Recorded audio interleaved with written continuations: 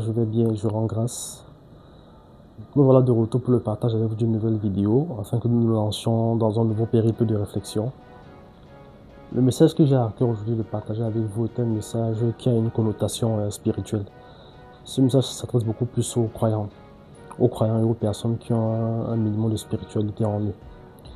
Bien entendu, il est possible que les personnes qui ne soient pas croyantes trouvent que ce que j'ai à dire c'est des balivernes, mais ce n'est pas bien grave. Peut-être avec le temps, ces personnes comprendront, alors commenceront à croire. Mais pour l'heure, mon message s'adresse beaucoup plus aux personnes spirituelles et aux personnes croyantes.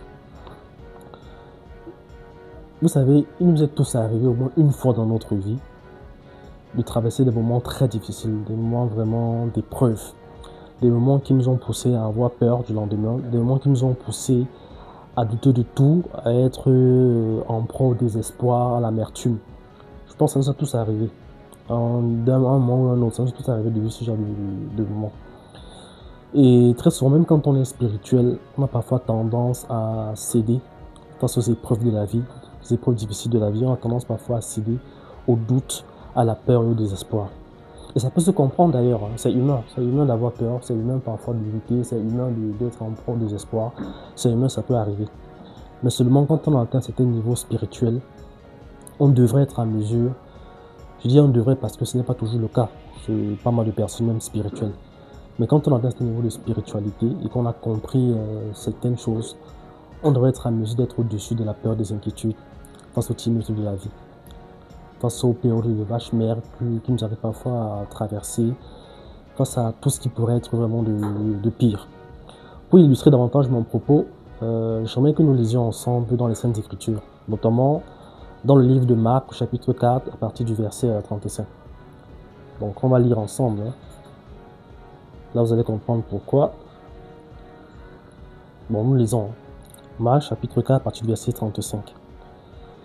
Ce jour-là, le soir venu, il leur dit, là c'est Jésus-Christ qui parle à ses disciples, passons sur l'autre rive. Et laissant la foule, ils l'emmenèrent. Comme ils étaient dans la barque, il y avait d'autres barques avec lui. Survient alors une forte bourrasque, autrement dit un fort tourbillon, une forte tempête. Et les vagues se jetaient dans la barque de sorte que déjà elle se remplissait. Et lui était à la poupe, dormant sur le coussin. Ils le réveillent et lui disent, « Maître, tu ne te soucies pas de ce que nous périssons ?» S'étant réveillé, il menaça le vent et il dit à la mer, « Silence, tais-toi !» Et le vent tomba et il se fit un grand calme. Puis il leur dit, « Pourquoi avez-vous peur ainsi? Comment n'avez-vous pas de foi ?» Alors ils furent saisis d'une grande crainte et ils se disaient les uns aux autres, « Qui est-il donc celui-là, que même le vent et la mer lui obéissent ?» Alors j'aime beaucoup ce passage, surtout ce verset-ci que je vais relire pour vous. Puis il leur dit, « Pourquoi avez-vous peur ainsi? Comment n'avez-vous pas de foi ?» C'est dans ce verset que réside vraiment toute la quintessence de mon message du jour. Vous savez, ici, s'il fallait que je fasse un parallélisme à la vie de tous les jours, la barque ici, dans ce passage, représente notre vie, la vie de chacun d'entre nous. La tempête qui s'est levée durant la traversée de la rivière ou la mer, je ne sais pas trop, la tempête qui s'est levée ici, c'est les différentes épreuves difficiles que nous traversons dans la vie. Les épreuves que nous traversons, les épreuves de longue attente, les épreuves de vache tout ce que vous connaissez. Et tout ce qui est très ce qui vraiment ce que le Seigneur nous fait mal. C'est les épreuves que nous traversons difficiles dans la vie. Jésus-Christ ici représente les divins. Et comme je disais pendant la fin de mon propos, on peut être très spirituel, mais très souvent dans la vie, quand on travaille des problèmes de tumultes, on a tendance à avoir peur. On a peur qu'on va se trouver, on a peur de la vie, on a peur qu'on ne sait pas ce qu'on nous apporte. Et là, on a peur de nous faire. Or, si on a une vraie parole, de sentir dans notre vie, le Seigneur, Jésus-Christ, Jéhovah, Dieu, peu importe en fonction de notre appartenance spirituelle, en fonction de notre appartenance, quand on a vraiment donné sa vie à la divinité, on a laissé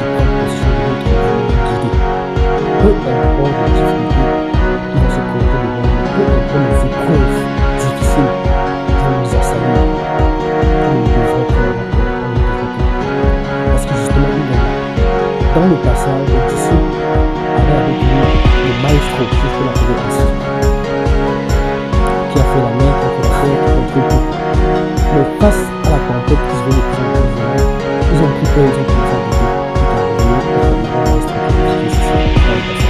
Ils leur posé une question,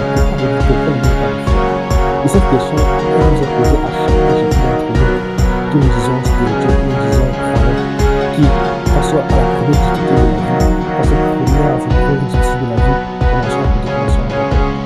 Si on est véritablement spirituel, dans la véritablement tenter sa vie avec un homme qui, on a laissé entrer comme possible notre vie de guider, on ne devrait plus avoir peur quand celui qui peut la vie se manifeste.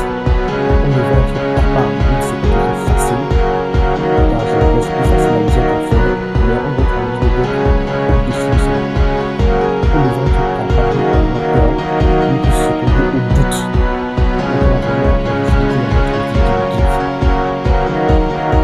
Donner sa vie à l'éternel Dieu, marcher dans la droiture, parce que je n'ai pas dit que on a beau être spirituel, ça ne veut pas dire que c'est que des gens le plus important, c'est comment est-ce que nous réussissons à faire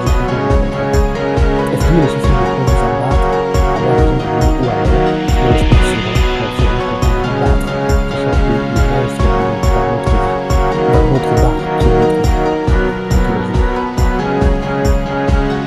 Ce que je veux dire aussi, c'est que quand on a peur de un certain niveau de spiritualité, on essaie de prendre le contrôle de notre vie. En dépit des épreuves que l'on peut traverser difficiles, on reste confiant. Parce qu'on sait qu'il est là. Et qu'avec lui, rien de mal ne pourra pas succomber, sauf si on a perdu.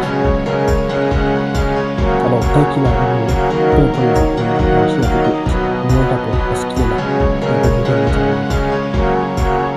Voilà le message que je voulais partager ici. Et quand mes frères, mes soeurs qui me regardent, la tempête ici peut être peut-être une image que tu veux vivre. Tu vas trouver une tempête qui ne trouve pas. La tempête ici peut être une image que tu veux vivre. Ça peut être une image que tu veux vivre. Tu vas te marier, tu vas trouver une épouse ou un mari. La tempête ici peut être une maladie que tu as, une maladie chronique que tu as depuis des années, qui t'empêche de vivre vraiment correctement. Autant de choses. Donc, peu importe la tempête que tu as, autrement dit, peu importe le problème que tu as dans ta vie, si tu as confié ta vie à l'éternel Dieu, tu as grandi spirituellement, que tu sais qu'il est avec toi, il est dans ta barque, il est dans ta vie à toi. Peu importe la tempête que tu vas traverser, n'aie pas peur, aie confiance. Et ça se travaille. Comme je l'ai dit, c'est plus facile à dire qu'à faire, mais ça se travaille. Plus on atteint ce niveau de spiritualité, plus on est à même de vaincre certaines peurs, bien qu'elles soient humaines.